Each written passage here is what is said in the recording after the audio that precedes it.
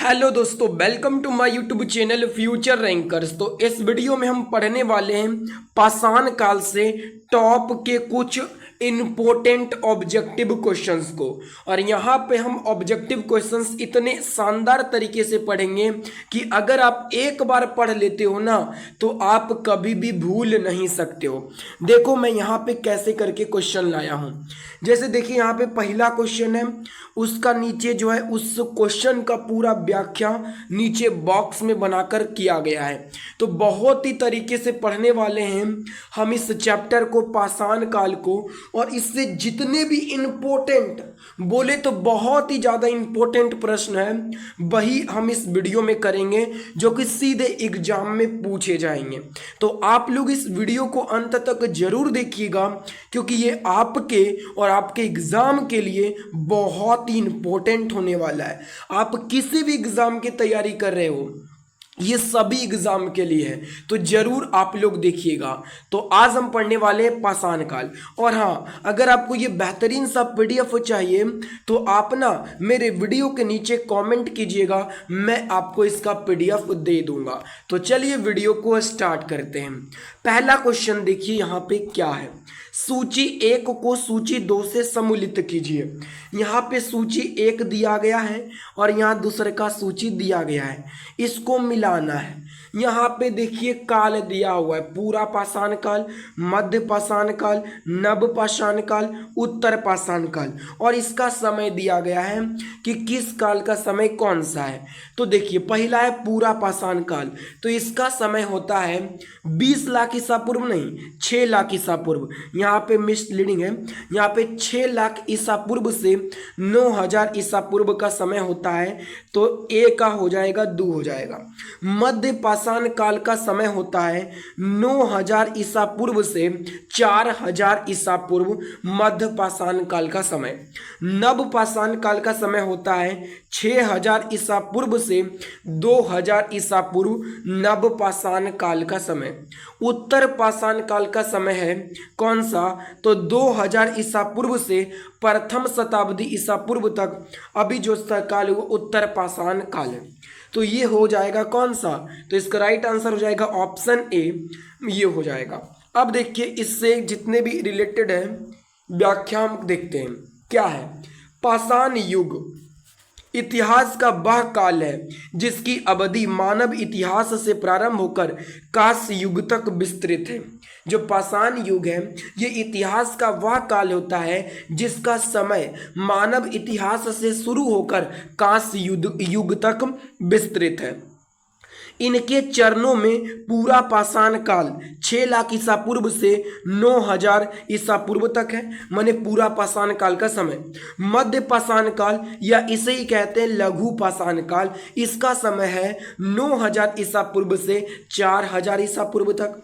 नव पाषाण युग इसका समय है 6000 ईसा पूर्व से 2000 ईसा पूर्व तक।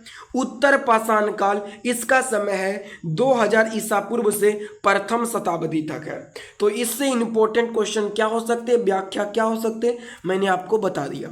अब देखिए दूसरा सवाल है क्वेश्चन नंबर 2। मानव सभ्यता के आरंभिक काल, जिसको कहते हैं प्रागैतिहासिक काल, को 3 भागों में बांटा गया है। निम्नलिखित में कौन सा काल उन 3 भागों में से नहीं है। जो प्रागैतिहासिक काल है इसको 3 भागों में बांटा जाता है। कितना भागों में, 3 भागों में बांटा जाता है। आपको बताना है कि 3 भाग तो है लेकिन कौन सा भाग नहीं है ऑप्शन में। तो देखिए प्रागैतिहासिक काल को 3 भागों में बांटा जाता है, पूरा पाषाण काल में, मध्य पाषाण काल में और नव पाषाण काल में। लेकिन महापाषाण काल में प्रागैतिहासिक काल को नहीं बांटते हैं, याद रखिएगा। अब देखिए इस क्वेश्चन से रिलेटेड व्याख्या। मानव सभ्यता के आरंभिक काल अर्थात जिसे प्रागैतिहासिक काल को 3 भागों में बांटा गया है। पहला है पूरा पाषाण काल, मध्य पाषाण काल और नव पाषाण काल में बांटा गया है।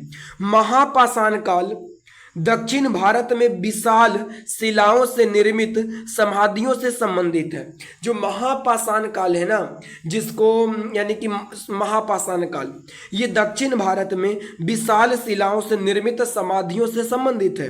इतिहासकारों ने महान पाषाण काल का निर्धारण 1000 ईसा पूर्व से लेकर प्रथम शताब्दी तक के मध्य किया है। और ये महान पाषाण काल जो है, महापाषाण काल, ये प्रागैतिहासिक काल का भाग नहीं है। प्रागैतिहासिक काल का 3 भाग होता है, पूरा पाषाण काल, मध्य पाषाण काल और नवपाषाण काल, याद रखिएगा। अगला क्वेश्चन है क्वेश्चन नंबर 3। निम्नलिखित पर विचार कीजिए, विचार करना है। क्या नंबर 1 है पाषाण काल, पूरा पाषाण काल, दूसरा है मध्य पाषाण काल, तीसरा है नवपाषाण काल। अब क्वेश्चन पूछा गया है कि उपरोक्त में से किस या किन कालों के औजारों को माइक्रोलिथ अथवा लघु पाषाण काल कहते हैं। यानी कि पूरा पाषाण काल, मध्य पाषाण काल और नवपाषाण काल, किस काल को माइक्रोलिथ कहा जाता है। तो मध्य पाषाण काल को माइक्रोलिथ कहा जाता है। तो इसका राइट आंसर हो जाएगा केवल 2, मतलब मध्य पाषाण काल को माइक्रोलिथ कहा जाता है। क्यों कहा जाता है? क्योंकि इस समय ना छोटे यानी कि हथियार बनाए जाते थे, जानवरों की हड्डियों के छोटे छोटे हथियार बनाए जाते थे, इसलिए इसे कहा जाता है माइक्रोलिथ कहा जाता है। अब देखिए इस प्रश्न का व्याख्या। लगभग 9000 ईसा पूर्व से 4000 ईसा पूर्व तक के काल को मध्य पाषाण काल कहा जाता है। इस काल के पाषाण औजार सामान्यतः बहुत छोटे होते थे, यानी कि इस काल के जो हथियार होते थे मध्य पाषाण काल के बहुत छोटे होते थे, इसलिए इन्हें माइक्रोलिथ या लघु पाषाण कहा जाता था। प्रायः इन औजारों में हड्डियों तथा लकड़ियों के मुट्ठे, लगे, हसिया और आरी जैसे औजार मिलते थे। इस समय मनुष्य आखेटक एवं पशुपालक बन गया था, यानी कि मनुष्य जो है पशु को पालने लगा था मध्य पाषाण काल में। मध्य पाषाण काल की जानकारी सर्वप्रथम 1867 में CL कार्यालय द्वारा सिन्हल क्षेत्र में लघु पाषाण उपकरण खोजने के साथ हुई थी, याद रखिएगा। अगला क्वेश्चन है क्वेश्चन नंबर 4। सबसे पहले का मानव सदृश प्राणी जो पाक मानव से प्रजातीय रूप से भिन्न था, उसे सामान्यतः जाना जाता है। बताइएगा, सबसे पहले का जो मानव सदृश प्राणी था, सदृश माने दिखाई देने वाला प्राणी, जो पाक मानव से प्रजातीय रूप से भिन्न था, उसे सामान्यतः किस नाम यानी कि जाना जाता है, किस रूप में जाना जाता है? तो उसको ना पिथेकैंथ्रोपस के रूप में जाना जाता है, उसे जाना जाता है पिथेकैंथ्रोपस के रूप में। अब देखिए इससे रिलेटेड व्याख्या। लगभग 1.7 मिलियन वर्ष पूर्व विश्व के अनेक भागों में अधिक विकसित मानव जाति का आविर्भाव हुआ। इसे हम पिथेकैंथ्रोस या होमो इरेक्टस कहते हैं, जिसका अर्थ होता है सीधा चलने वाला कपी मानव। यानी कि यहाँ पे बोला गया था कि लगभग 1.7 मिलियन वर्ष पूर्व विश्व के अनेक भागों में अधिक मानव जाति का यानी कि आविर्भाव हुआ, यानी कि मानव जाति विकसित हुआ। इसे हम पिथेकैंथ्रोपस या होमो इरेक्टस कहते हैं। जो विकसित हुआ ना, इसे कहते हैं पिथेकेरोथप्स या फिर होमो इरेक्टस कहते हैं, जिसका अर्थ होता है ये जो है ना पिथेकैंथ्रोपस या फिर होमो इरेक्टस, इसका अर्थ होता है सीधा चलने वाला कपी मानव। इसका अर्थ क्या होता है? सीधा चलने वाला कपी मानव। अगला सवाल है भीमबेटका किसके लिए प्रसिद्ध है? तो भीमबेटका जो है ना, ये गुफाओं के शिला चित्र के लिए प्रसिद्ध है। गुफा में जो है ना शिला चित्र होता है, उसी के लिए प्रसिद्ध है ये भीमबेटका की गुफा, याद रखिएगा। अब देखिए इससे रिलेटेड क्वेश्चन बनते हैं क्या क्या। तो भीमबेटका की गुफाएं प्रागैतिहासिक काल की चित्रकारियों के लिए लोकप्रिय थी, माने वहाँ पे चित्रकारी कर दिया जाता था। ये गुफाएं भोपाल से 45 किलोमीटर दूर रायसेन जिले अब्दुल्लागंज में स्थित है। और ये जो गुफा है ये भोपाल से 45 किलोमीटर दूर रायसेन जिले अब्दुल्लागंज में स्थित है। इनकी खोज वर्ष 1957 से 58 में डॉक्टर विष्णु श्रीधर बांकर बांकनकर द्वारा की गई थी। इन गुफाओं में प्राकृतिक लाल एवं सफेद रंगों से वन्य प्राणियों के शिकार दृश्य के अतिरिक्त हाथी, बाघ आदि के चित्र उकेरे थे। यानी कि इसमें बहुत सारा जानवर का चित्र मिला था, यानी कि भीमबेटका की गुफा में। लगभग 1 किलोमीटर चौड़ी तथा 150 मीटर ऊंची भीमबेटका की 754 गुफाओं में लगभग 500 चित्र अंकित थे। लगभग 500 चित्र मिला था। जुलाई 2003 में यूनेस्को ने इसे विश्व धरोहर स्थल घोषित किया। और जुलाई 2003 में यूनेस्को ने भीमबेटका की गुफा को विश्व धरोहर स्थल घोषित कर दिया था। ये भी आपको याद रखना है। अगला क्वेश्चन है, किस स्थल से मानव कंकाल के साथ कुत्ते का कंकाल भी प्राप्त हुआ? तो मानव कंकाल के साथ कुत्ते का भी कंकाल वो बुर्ज होम में प्राप्त हुआ था। कहाँ पे? बुर्ज होम में मिला था। अब देख लीजिए व्याख्या। बुर्जहोम एक नवपाषाणिक स्थल है। बुर्जहोम क्या है? तो एक नवपाषाणिक स्थल है जो कश्मीर घाटी में श्रीनगर से 6 मील उत्तर पूर्व में स्थित है।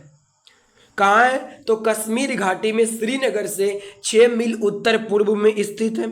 इस स्थल को मानव कंकाल के साथ कुत्ते के कंकाल के साक्ष्य भी प्राप्त हुए। और इस स्थल माने बुर्ज होम में मानव कंकाल के साथ कुत्ते का भी कंकाल मिला था। स्थानीय भाषा में बुर्जहोम को प्लेस ऑफ बिर्च कहा जाता है। और स्थानीय भाषा में बुर्जहोम को प्लेस ऑफ बिर्च के नाम से जाना जाता है। डी टेरा एवं पीटरसन द्वारा सन 1932 में इसकी खोज की गई थी। और ये जो बुर्जहोम जो है इसकी खोज किया गया था टेरा एवं पीटरसन द्वारा 1935 में।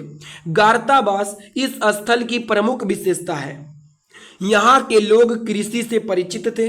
और यहाँ के लोग जो थे ना वो कृषि से परिचित थे, माने खेती करना जानते थे। अगला सवाल है, नबदा टोली का उत्खनन किसने किया? तो HD संकालियन ने किया। नबदा टोली का उत्खनन किसने किया? HD संकालिया ने किया। नबदा टोली का उत्खनन किसने किया? HD संकालिया ने किया। अब देखिए यहाँ पे इसके व्याख्या।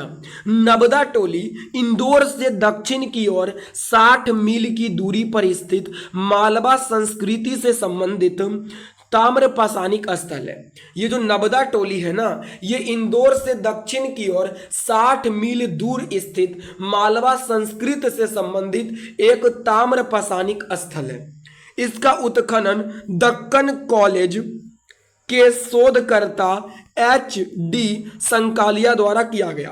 और नबदा टोली का उत्खनन दक्कन कॉलेज के शोधकर्ता HD संकालिया के द्वारा किया गया।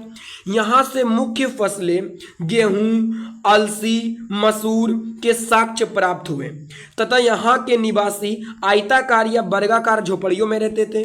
और यहाँ के जो निवासी थे नबदा टोली के निवासी वो आयताकार या वर्गाकार झोपड़ी बनाकर रहते थे। अगला क्वेश्चन है, ताम्रपाषाण काल में महाराष्ट्र के लोग मृतकों को घर में फर्श के नीचे रखकर किस प्रकार दफनाते थे? तो उत्तर से दक्षिण दिशा की ओर दफनाते थे।